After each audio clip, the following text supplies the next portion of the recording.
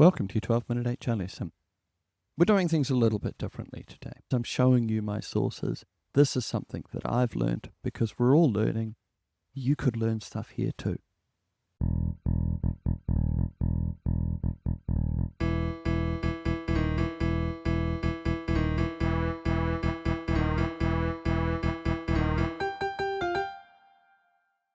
So I'm learning and I'm going to bring you with me.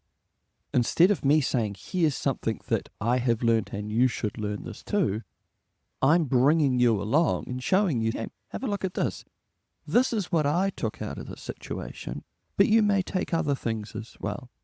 So what we're going to talk about is police body cam footage. You can also do the same thing with interrogation footage as well. There's so much content on the internet now. There's so much content on YouTube because there is so much recording, a lot of which has now become publicly available, that some smart people out there have worked out there's this free and interesting content that they just have to republish. So I'm not going to point you towards a specific body cam footage site. There's lots of different places that you can find them. But I'm going to paint the picture. So basically what happens, police, they're all wearing these cameras on them. This is routine. This is everyday. My takeaway, and you may feel differently, I kind of formed the conclusion, this isn't staged. This isn't police on best behavior. These cameras are on all the time. If you were wearing a camera all the time, you would be aware of it, but pretty soon you'd get used to it. So these people are not acting differently because they have a camera on. So we get this real sense of this is how police would actually act. This is how they would deal with these conflict situations. And that's what's really interesting, is that this is people trained in conflict who deal with conflict all the time, are sent into high conflict situations, and how they deal with them, how they've been trained to deal with them, how sometimes their training frays at the edges and sometimes they have to improvise or think on their feet. Sometimes what you get is someone who's getting a bit flustered and then another officer comes in and just sort of calms down the situation. So here's the interesting thing that's going on, the interesting scenarios that I think there's something to learn from here. Pretty much every time the police is attending a disturbance of the peace, what does that mean? We had a situation of zero conflict, there was peace. No one has a problem with anybody else. Everybody is getting on with their business in an amicable and reasonable way.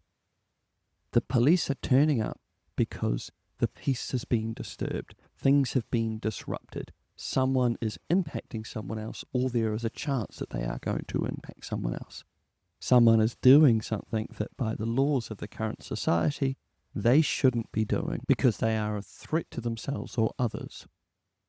DUI is a really common thing here. Police pulling over people who are driving outside of the bounds of reasonable and safe driving. So the police are dealing with someone who is disturbing the peace, who is disrupting the status quo. So the next interesting thing to observe and to learn is how people react to the police turning up and taking control of the situation, taking control of them and their choices. So we don't know what we don't see, and I would imagine we are seeing exceptions to the rule, and the rule is most of the time when the police turn up and say, hey, look, the thing that you're doing that is disturbing the peace or is dangerous, you need to stop doing it, or you have been fined, or we need to arrest you because these things are done, and the person goes along with it.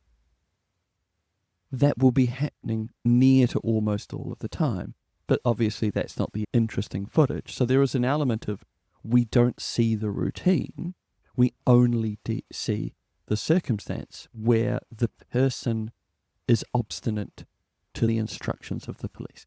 And that's interesting. So let's talk about that.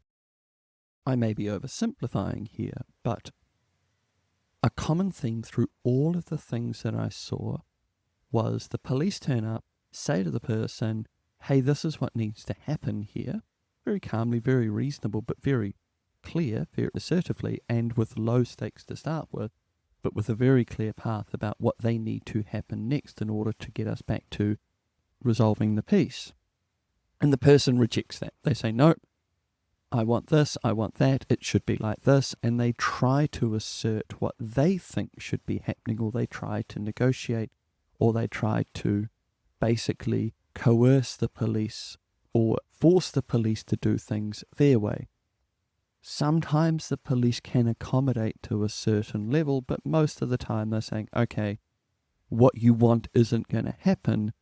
This is what's going to happen. And if you don't go along with that, then things will escalate. And that person, now alcohol is a factor a lot of the time, drives that escalation because they are not prepared to compromise. They are not prepared to accept the authority of the police to decide what's going to happen from here on. And at the end of the day, that is a requirement of police and law enforcement in any society. There needs to be someone who says, we are in a state of conflict. This is what will happen now. So what we see is the reaction. What's interesting is when the reaction of the people is a rejection of the police as someone who can decide what will happen here. And they are insistent that what they want to happen should happen and will happen. Next interesting point. When the police are dealing with conflict well, they are signposting really clearly. Now, sometimes you see a police officer dealing with the situation less than ideally because suddenly they're escalating quickly and the person, although likely drunk, hadn't anticipated that it would get to that level, and once the police have gone to step 3, they can't take a backward step. What you can see a good police officer doing, hey, look, this is where we're up to. This is what needs to happen next. I'm going to give you a chance to think about it. I need this to happen. And if that doesn't happen, then this is how things will escalate. You need to get out of the car. If you don't get out of the car, then there is going to be considered this, and that we are going to have to arrest you. At the moment I am detaining you. You are not currently under arrest, but I need you to do the following things. You need to show me your driver's license. You need to show me your insurance, whatever it is. If not, then things will escalate, and they are signposting what will happen next, and they are giving the person plenty of opportunities to make the right decision based on what they now know. That's really, really smart, really wise conflict management. Hey, you need to understand things will escalate. I am now telling you what will happen, what your choices are. It's either option A or option B. Option A is doing what I need you to do. Option B is things will escalate. And it will escalate negatively for you. So I need you to be aware of that. Going back to that obstinate behavior by the person in question, they're trying to say, oh, what about C? I want C. I think C should be an option. I think this should happen. I don't think this should be the case. I think they should have done that. I want. And the officer is very calmly just not engaging with C, not engaging with this person's plan for reality and saying it's A or B. Make a choice. And so that person is making those decisions, those bad decisions, if that's what they choose to do, fully aware of the implications. The bad officers, or the officers under stress, I'm not saying that they are bad officers, they're just in difficult situations, but they're reacting less than perfectly. They escalate without forewarning the person of the consequences. So you could look at all of that body cam footage and learn different lessons or find different things. So let's bring this into the workplace. First, in many situations, we are the police attending. Something isn't right. Something isn't happening. Someone isn't doing a thing that they ought to be doing, or they don't agree with what needs to happen. Now, let's set aside where someone's trying to negotiate or just not agreeing with us about how the contract is interpreted or how it should be formed. Let's set aside union and representation and bargaining and all that sort of thing, because that's a whole different type of conflict. Often what we are having to deal with in conflict in the workplace is either where people have conflict with each other, they have conflict with their boss, or they just aren't doing what needs to happen because they have a different opinion as to what should happen.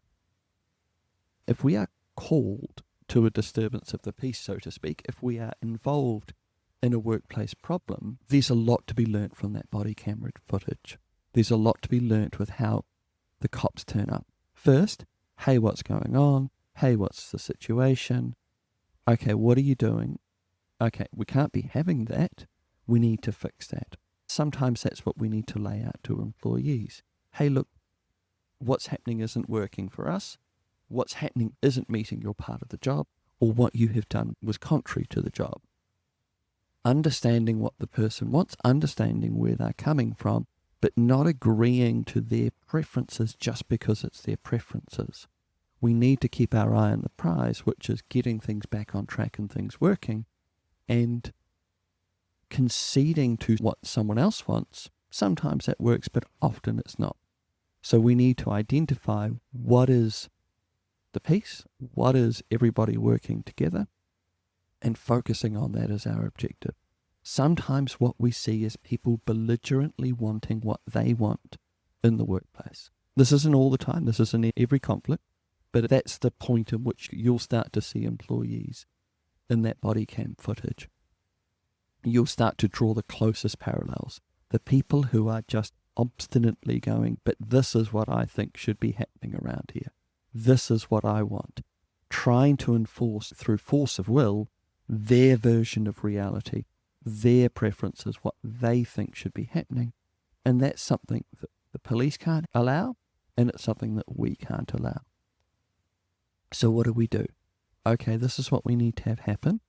This is where we're going to go from here. This is what I need you to do. And if you don't do it, this is how things will escalate. Signposting clearly in advance what you need, what the next steps are. It's not something they can force just simply by sheer bloody-mindedness on their part.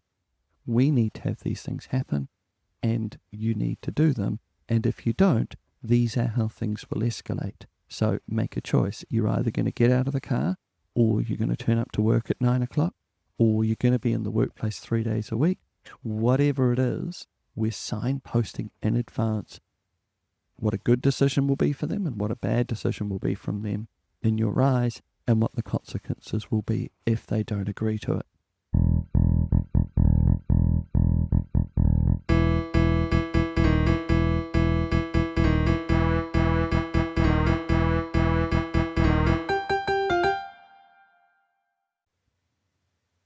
So that was an interesting one. Unfortunately, you kind of need to do the homework on that one.